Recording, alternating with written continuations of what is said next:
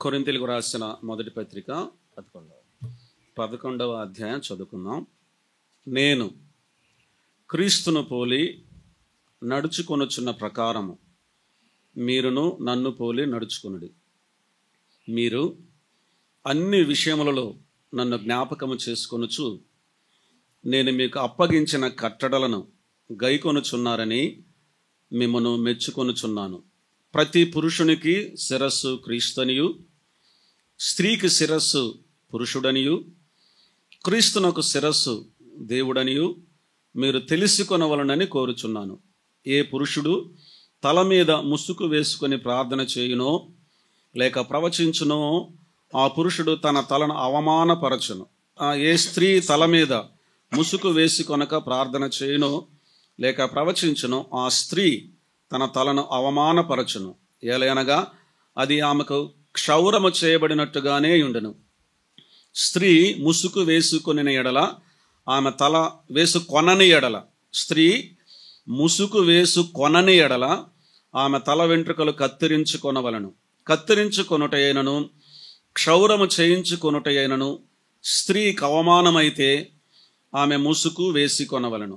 పురుషుడైతే దేవుని పోలికయు మహిమయునై ఉన్నాడు గనుక తల మీద ముసుగు వేసుకొనకూడదు గాని స్త్రీ పురుషుని మహిమయ్యి ఉన్నది. ఏలయనగా స్త్రీ పురుషుని నుండి కలిగనే గాని పురుషుడు స్త్రీ నుండి కలగలేదు. మరియు స్త్రీ పురుషుని కొరకే గాని పురుషుడు స్త్రీ కొరకు సృష్టింపబడలేదు. ఇందువలన దేవదూతలను బట్టి అధికార సూచన స్త్రీకి తల మీద ఉండవలెను. అయితే ప్రభువునందు స్త్రీకి వేరుగా పురుషుడు లేడు, పురుషునికి వేరుగా స్త్రీ లేదు.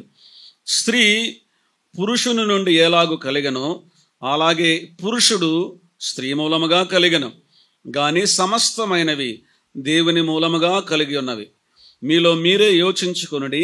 స్త్రీ ముసుగు లేనిదై దేవుని ప్రార్థించుట తగునా? పురుషుడు తల వెంట్రుకలు పెంచుకొనుట అతనికి అవమానమని స్వభావ సిద్ధముగా మీకు తోచును గదా. స్త్రీకి తల వెంట్రుకలు పైట చెంగుగా ఇయ్యబడిన గనుక ఆమె తల వెంట్రుకలు పెంచుకొనుట ఆమెకు ఘనము. ఎవడైనను కలహ ప్రియుడుగా కనబడిన ఎడల మాలోనైనను దేవుని సంఘములోనైనను ఇట్టి ఆచారం లేదని వాడు తెలుసుకొనవలను. దేవుని మహాకృప చేత ఈ అధ్యాయం కొరకైతే జీవితకాలం అంతా కనిపెడుతూ ఉంటాము.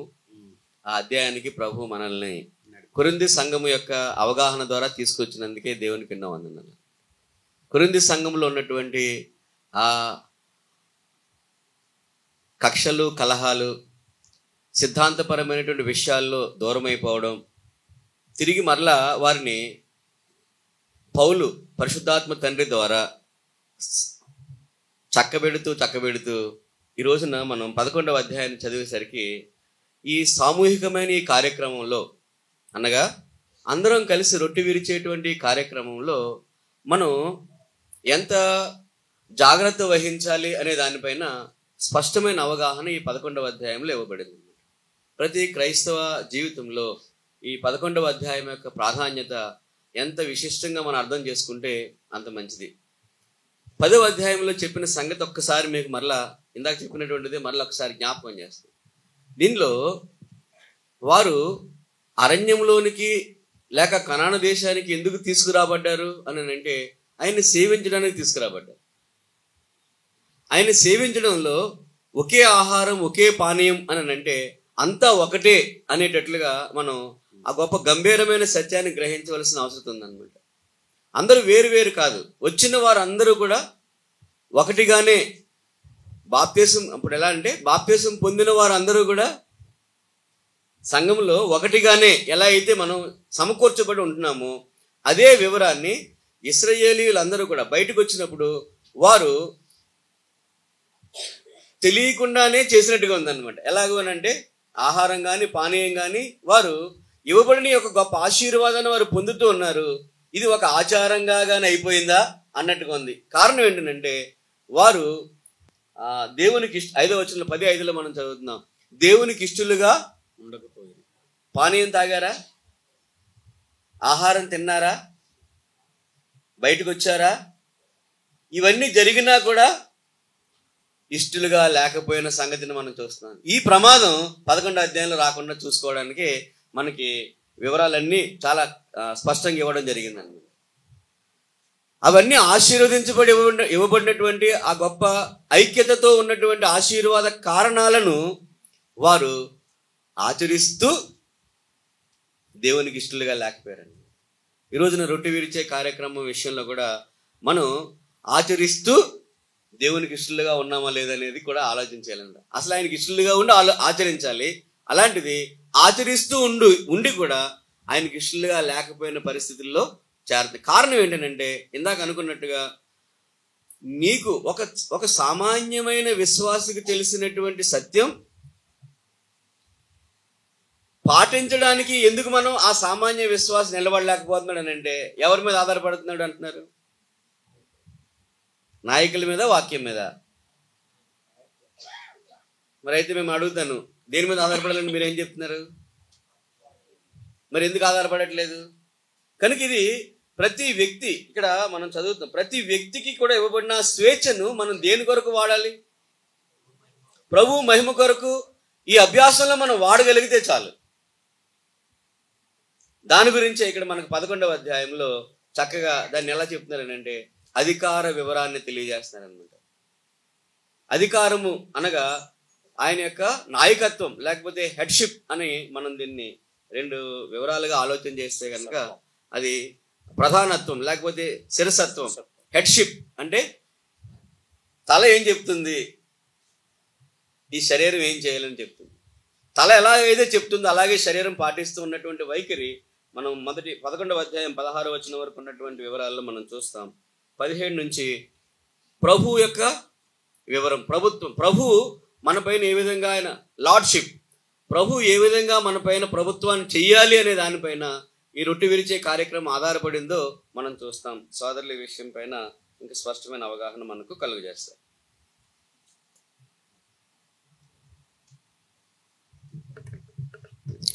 ఇది చాలా గంభీరమైన అంశాలు 2 ఈ అధ్యాయంలో మనం చదువుతున్నాం అన్న మాట్లాడినట్లు. ఒకటి హెడ్షిప్, 3-4 వచనాలు మనం చదువుకుంటే ఆ హెడ్షిప్ తాలూకా ఆ డీటెయిల్స్ని మనకి ఇస్తున్నాడు. చూడండి ఒకసారి 3-4 వచనం. ప్రతి పురుషునికి శిరస్సు క్రీస్తనియు, స్త్రీకి శిరస్సు పురుషుడనియు, క్రీస్తునకు శిరస్సు దేవుడనియు మీరు తెలుసుకొనవలనని కోరుచున్నాను. హెడ్షిప్ విషయంలో మనము మొట్టమొదటిగా అర్థం చేసుకోవాల్సింది ఏంటి అంటే ఇది హైరార్కీ కాదు. హైరార్కీ ఏమంటాం తెలుగులో? హైరార్కీ అంటే జనరల్గా 1, 2, 3 అలా అంకీలు వేస్తాం కదా,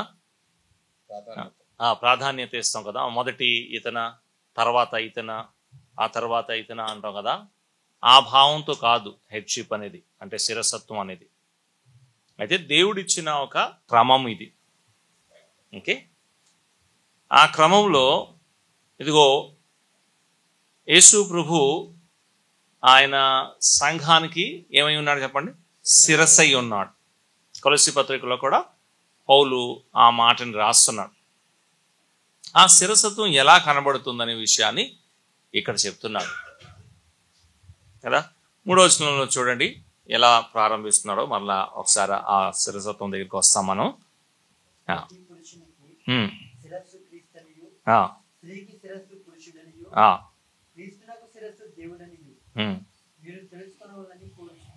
మీరు తెలుసుకోని వాళ్ళని కోరుచున్నాను అన్నాడు.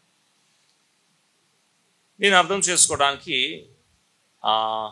ఇటు నుంచి వెళ్దాం, కింద నుంచి వెళ్దాం. ఓకే, లాస్ట్లో ఎవరున్నారు చెప్పండి? లాస్ట్లో ఎవరున్నారు? ఓకే, లాస్ట్ ఎవరున్నారు? కాబట్టి ఈ స్త్రీకి శిరస్సు ఎవరు? పురుషుడు. అది పురుషుకి శిరస్సు ఎవరు? స్త్రీయా? క్రీస్తు. రైట్. మరి క్రీస్తుకి శిరస్సు ఎవరు కదా? అది దేవుడు ఇచ్చిన క్రమము. ఓకే, ఇప్పుడు స్త్రీ ఎక్కువ, పురుషుడు ఎక్కువ? అమ్మో, సరే. దేవుడు ఎక్కువ, యేసు ప్రభువు ఎక్కువ, అప్పుడు ఏం చెప్తారు? ఓకే, ఇక్కడ సమానత్వం మనం చూస్తున్నాం. ఓకే, అయితే ఇది ఆయన ఇచ్చిన ఒక అమరిక, ఒక క్రమము అలా పెట్టాడు. అంతేగాని ఒకళ్ళు ఎక్కువ ఒకళ్ళు తక్కువ కాదు. ఇప్పుడు క్రీస్తు అలాగే దేవుడు వారిద్దరు ఎలాగైతే సమానులై ఉన్నారో ఇక్కడ ఆ విషయాన్ని అర్థం చేసుకోవాలి ముందు. పురుషుడు అలాగే స్త్రీలు కూడా ఎలా ఉన్నారంటే, కానీ వాళ్ళ పని, వాళ్ళ స్థానం దేవుడు నిర్ధారించిన ఆ స్థానంలో వాళ్ళ రోల్ని వాళ్ళు చేస్తారు. ఈ శిరసత్వంలో శిరస్సు అంటే ప్రభువైన యేసుక్రీస్తు, ఆయన మనకిచ్చిన స్థానము, లేకపోతే ఆయన మనకి ఏ స్థితిలో లేకపోతే ఏ స్థలములో ఉంచాడో దాన్ని అర్థం చేసుకుంటా. అది సంఘంలో ఆయన శిరస్సు. ఈ శిరస్సు ఏం చేస్తుంది? మిగతా వాళ్ళకి ఎలాగైతే ఆర్డర్ ఇస్తుందో, చెప్తుందో, అలాగా ప్రభు మనకి నిర్ధారించిన స్థలం ఉంది, లేకపోతే ప్లేస్ ఉంది. ఓకే, ఆ ప్లేస్లో మనం ఉండమే ఆ శిరస్సత్వం క్రింద మనం ఉన్నాము అని. ఓకే, ఒకటి ముందు మనం ఆదాముక శిరస్సత్వం కింద ఉండేవాళ్ళమి. ఆదం నుంచి మనం ఎక్కడికి వచ్చామంటే ప్రభు దగ్గరికి వచ్చాం. అక్కడ మనము మన ఇష్టానుసారంగా ఉండేవాళ్ళమి. ఇక్కడ ప్రభు మన కొరకై మన పరిచర్య, అదే సమయంలో మన స్థానాన్ని ఆయన నిర్ధారించేవాడుగా ఉన్నాడు. ఓకే అన్నా, యూ కెన్ హెల్ప్ మీ.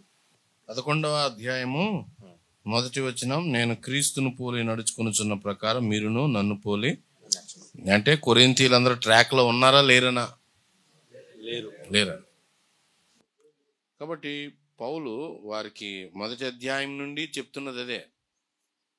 వారు క్రీస్తు శిలువ అనే విషయాలకు బదులుగా ఏం తీసుకొచ్చారు? జ్ఞానాన్ని తీసుకొచ్చి చాలా విషయాల్లో నష్టపోతూ వచ్చారు. ఇప్పుడు దేవుడు సంఘం నుంచి కోరుతున్న ప్రాముఖ్యమైన విషయాలు ఉన్నాయి. ఇంతవరకు వారు చేయకూడనివేంటో చెప్తూ వచ్చాడు. ఇప్పుడు చేయాల్సిన విషయాలు కూడా వీళ్ళు ఫిట్గా లేరు. ఈ చేయాల్సిన విషయాలు ఎలా చేయాలో చెప్పడం 11వ అధ్యాయంలో నుండి ప్రారంభిస్తున్నాడు. 2వ వచనాన్ని మనం చూస్తే, మీరు అన్ని విషయములలో నన్ను జ్ఞాపకం చేసుకొనొచ్చు, నేను మీకు అప్పగించిన కట్టడలను ఏం చేయాలి అంటే, సువార్త ద్వారా సంఘాన్ని కన్న తర్వాత వారికి పౌలు ఒట్టి సువార్త చెప్పి పోలేదు. ఏం చెప్పాడు? వారికి కట్టడలు చెప్పాడు. కాబట్టి విశ్వాసి రక్షించబడిన తర్వాత సంఘ క్రమము ఏమిటో తప్పక ఏం చేయాలి? నేర్చుకోవాలి. అది నేర్చుకోకుండా డైరెక్ట్గా ఏదో ఒక ప్రోగ్రాం వచ్చాక అప్పుడు తిప్పలు పడుతున్నాం, ఇది ఎలాగా అది ఎలాగా. తెస్సలోనికైలకు రాయబడిన పత్రిక కూడా చూడండి. విశ్వాసులు ఖచ్చితంగా చేయాల్సిన అభ్యాసం రక్షించబడిన తర్వాత తెస్సలోనికైలకు రాయబడిన 2వ పత్రిక అనుకుంటాను చూడండి, 3వ అధ్యాయం 6. సహోదరులారా, బోధనని అంకి వేసి చెప్పాడు చూడండి. ఏముంది? గుర్తుపెట్టుకోండి, 66 పుస్తకాల గ్రంథము ఆనాడు విశ్వాసులకు అందుబాటులో లేదు. కాబట్టి కొన్ని పౌలు ఫ్రేమ్ చేసి వాళ్ళకి ఏం చేశాడు? అప్పచెప్పాడు. సహోదరులారా, మా వలన పొందిన బోధన ప్రకారం కాక ఇప్పుడు ఏమైంది?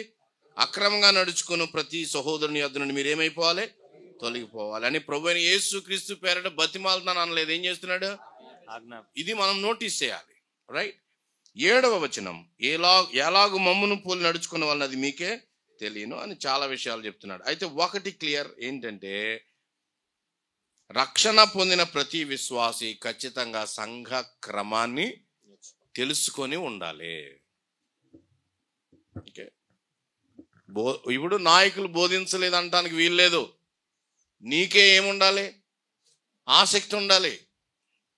మాకు చెప్పలేదండి మా నాయకులు, కాబట్టి ఇలా అయిపోయామని చెప్పడానికి వీలు.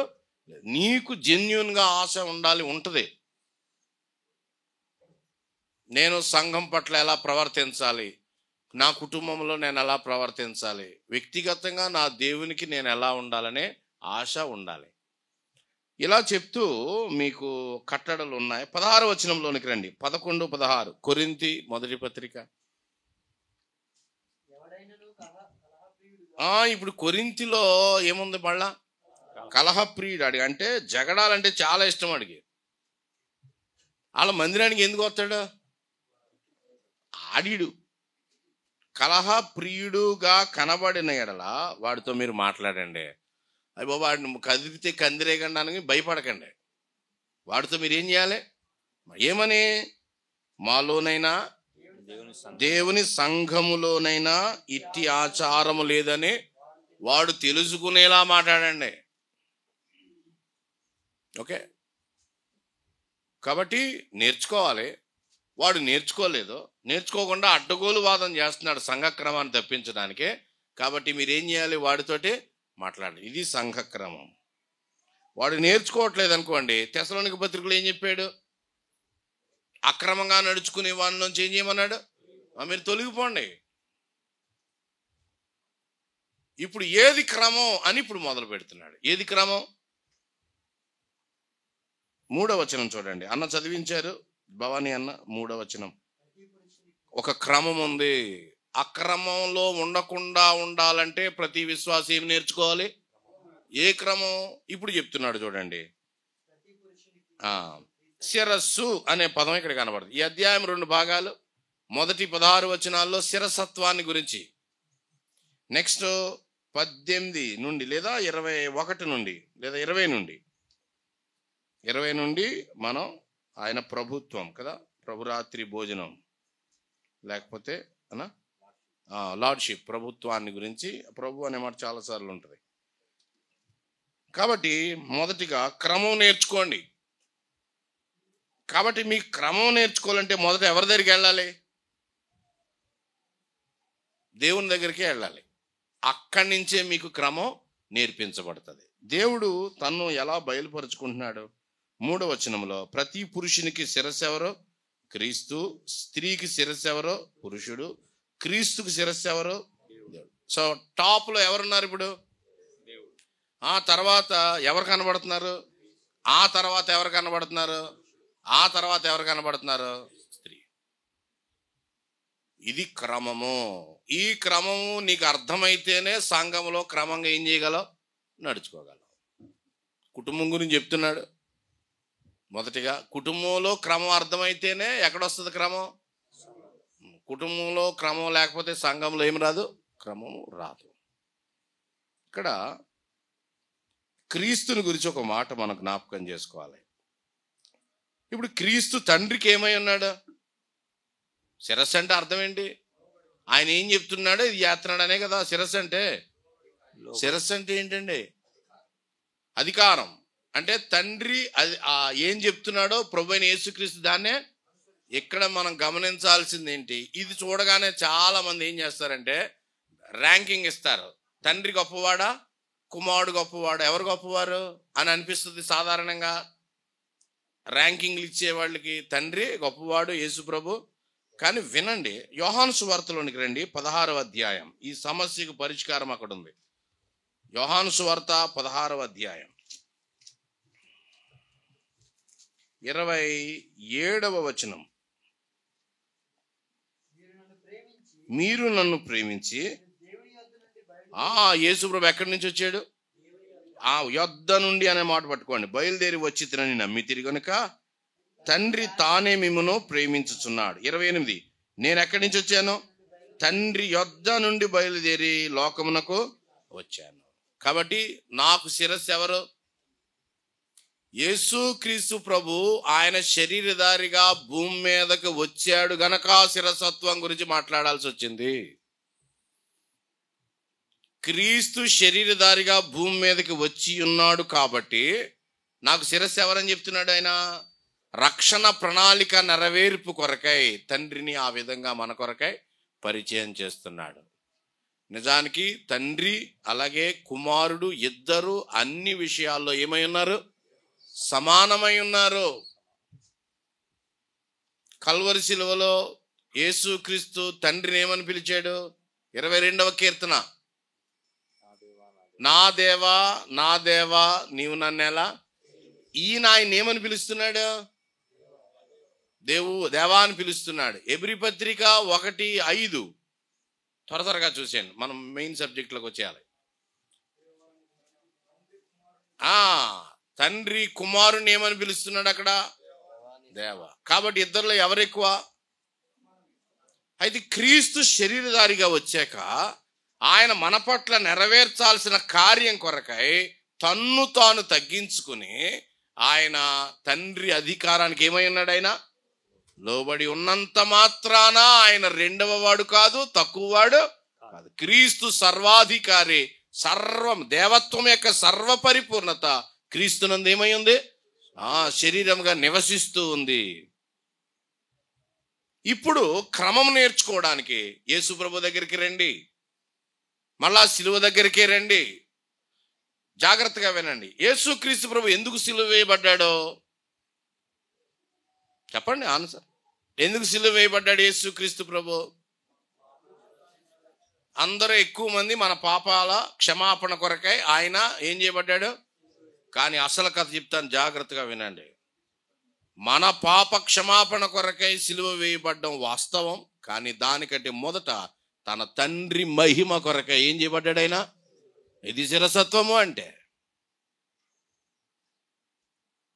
సంపూర్ణాధికారం కలిగిన యేసుక్రీస్తు ప్రభు తండ్రికి ఏమై ఉన్నాడు? లోబడి ఉన్నాడు. తండ్రి ఘనతను కోరుతా ఉన్నాడు, తండ్రి మహిమను కోరుతా ఉన్నాడు. ఆయన మహిమ కొరకు సిలువ వేయబడ్డాడు. అలాగే పురుషుడు కూడా యేసుక్రీస్తు ప్రభు శిరసత్వం కింద ఉన్నాడు. స్త్రీ కూడా పురుషుని యొక్క శిరసత్వం కింద ఉంది. ఈ క్రమాన్ని యేసు సిలువ దగ్గరికి రండి. ఇప్పుడు ఏమైంది? కొరింథీలో అక్కడ ఉన్నటువంటి సిస్టర్స్, జాగ్రత్తగా ఎక్కువ సిస్టర్స్ స్పాట్ దీనిలో ఉంటుంది. వాళ్ళు ఏం చేస్తున్నారంటే జుట్టు కత్తిరించుకుంటున్నారు.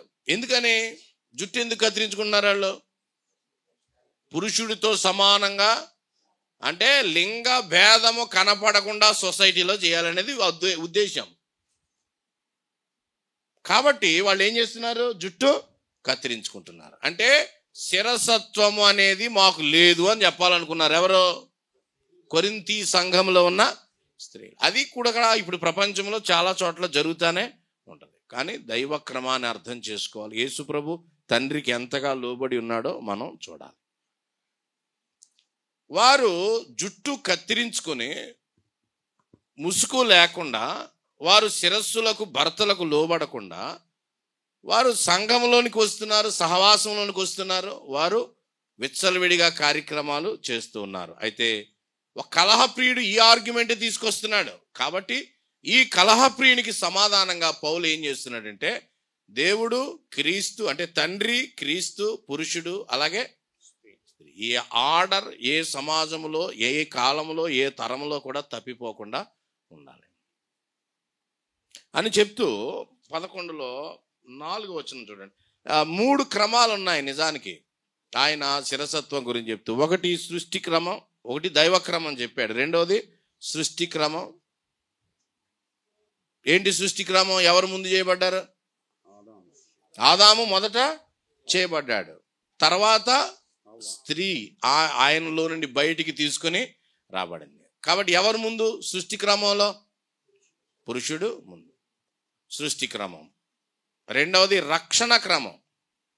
రక్షణ క్రమంలో ఎవరు ముందు రక్షించబడతారో ఎవరికి తెలియదు. రక్షణ క్రమంలో ఇద్దరు ఏమై ఉన్నారు? సమానమై ఉన్నారు. గలతీ పత్రిక చూడండి, 3వ అధ్యాయం. గలతీ పత్రిక 3వ అధ్యాయం 28.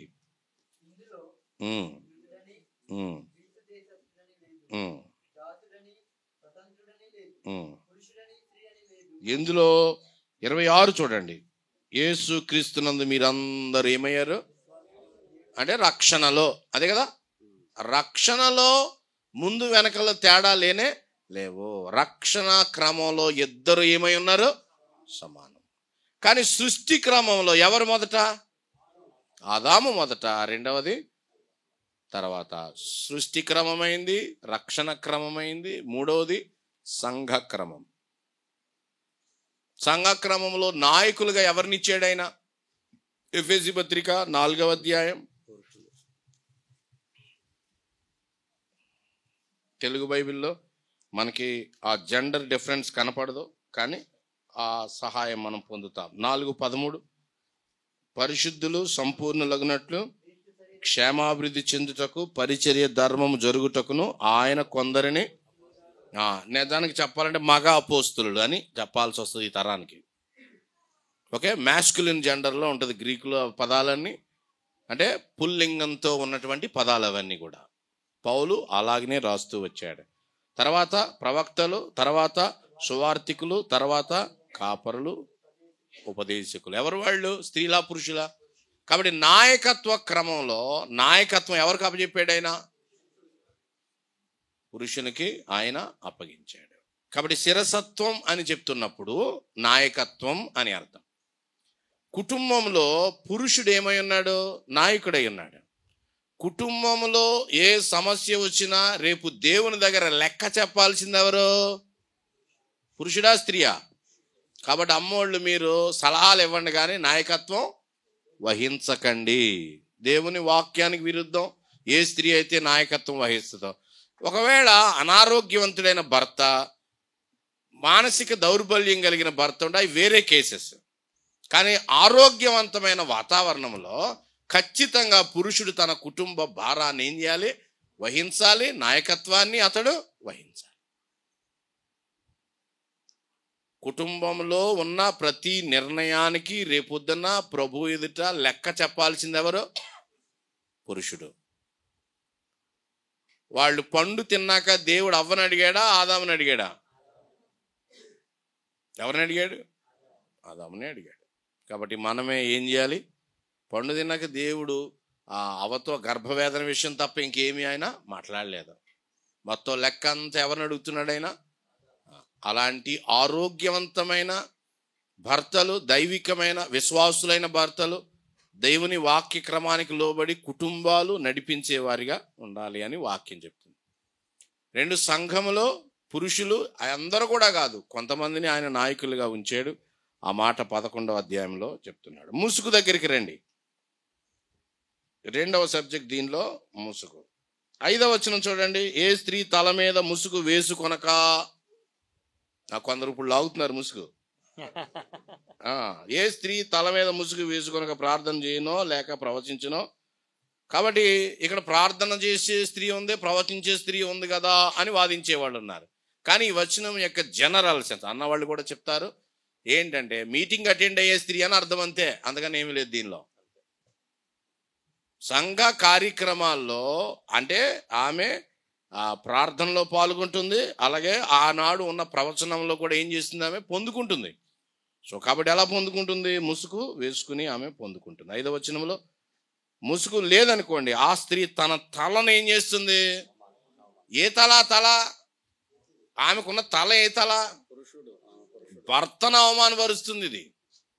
కాబట్టి ఆమె ముసుగు ఏం చేయాలి?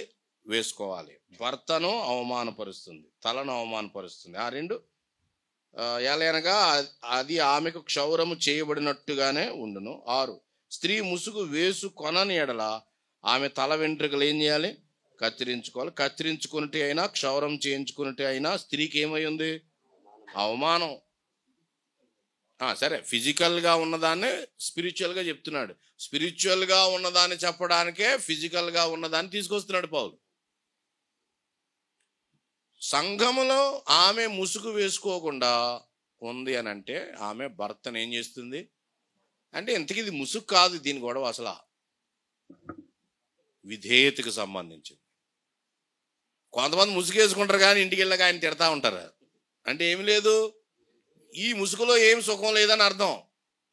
నువ్వు ముసుగు వేసుకుంటున్నావంటే నీ భర్తకు నువ్వేమై ఉన్నావు? సంపూర్ణంగా. అతడు ఎలాంటివాడైనా నువ్వు అతనికి ఏమై ఉండాలి? ప్రభువునందు లోబడి ఉండాలి, ప్రభుకు బయట కాదు.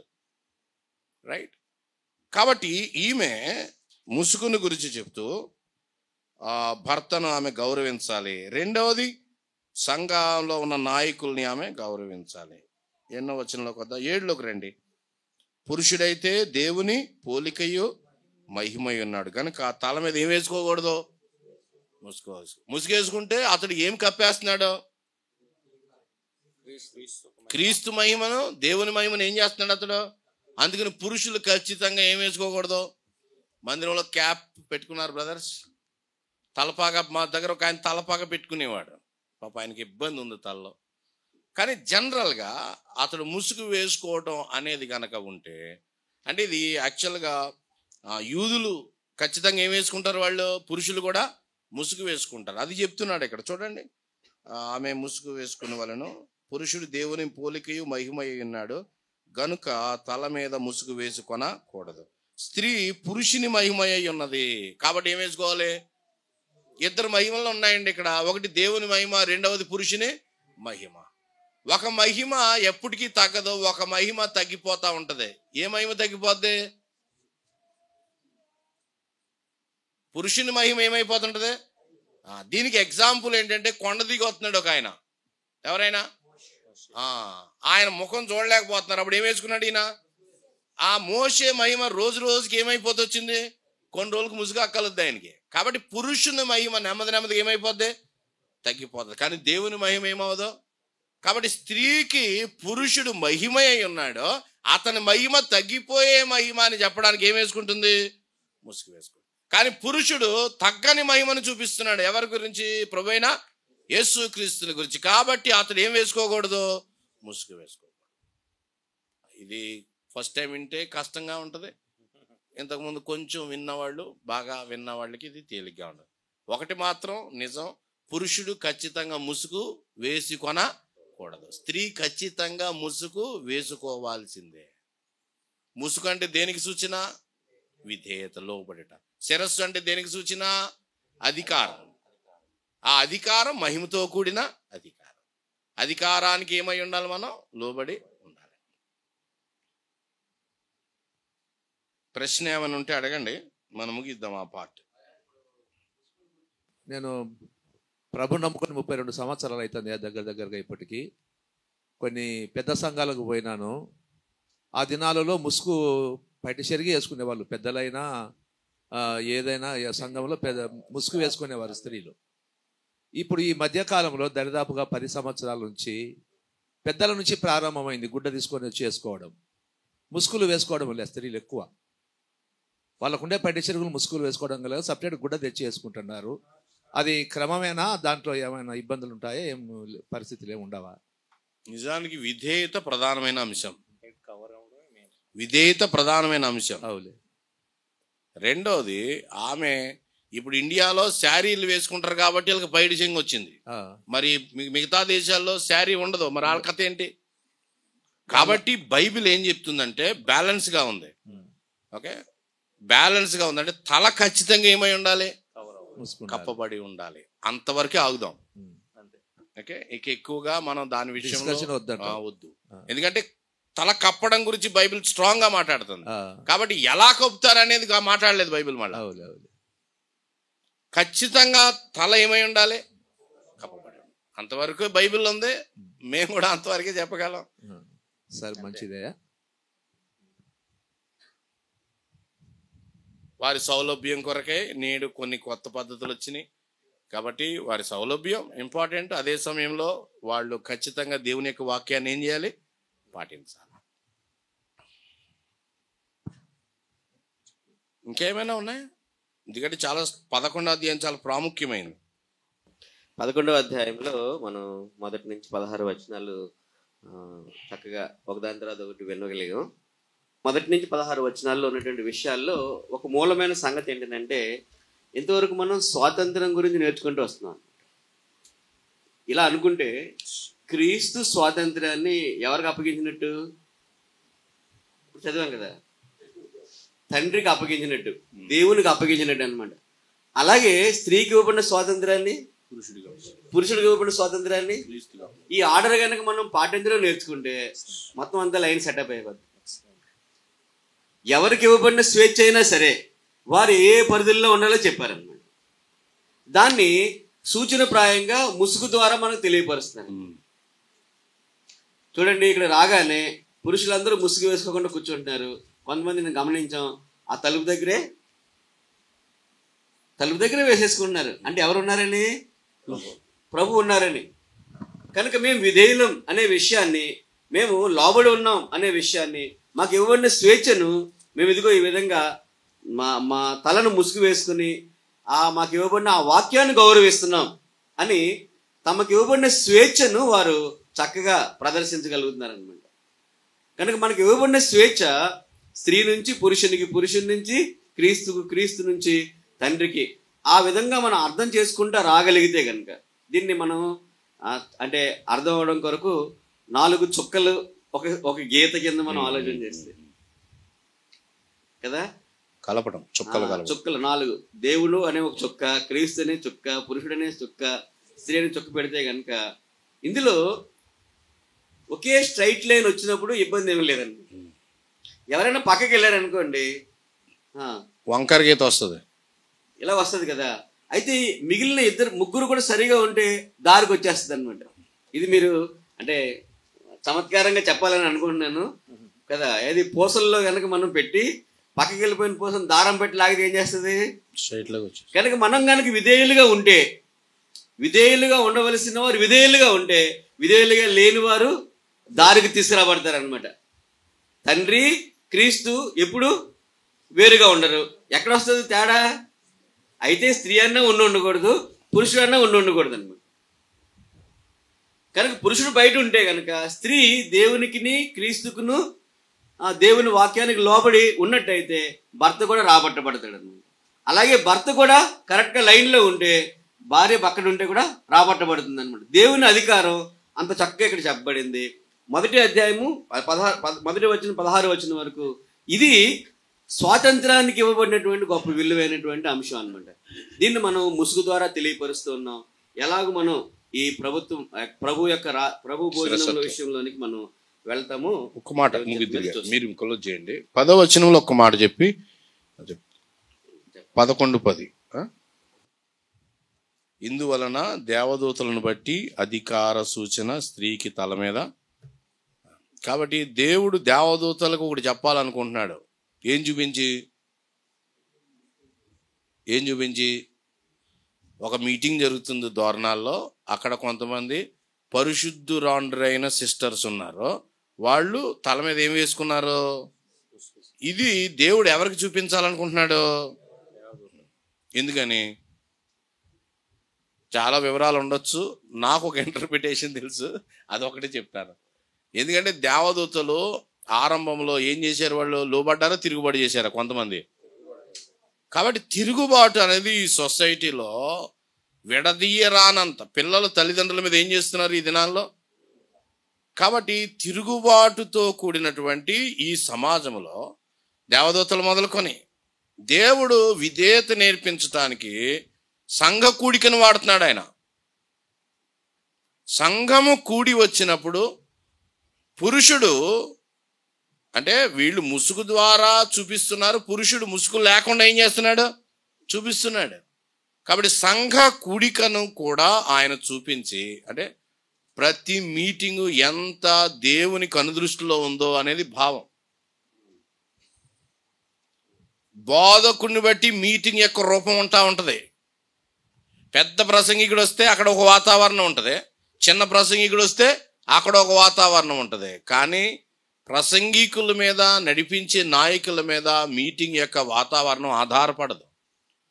వారి మధ్య వాగ్దానం చేయబడిన యేసు క్రీస్తు ప్రభు యొక్క సన్నిధి మీదే ఆధారపడదు. కాబట్టి మీటింగ్ అనేది కూడా జరుగుతున్నప్పుడు దాన్ని వాచ్ చేస్తున్న వాళ్ళు, చూస్తున్న వాళ్ళు ఉన్నారు అనే స్పృహతోటి మనం ఉండాలి.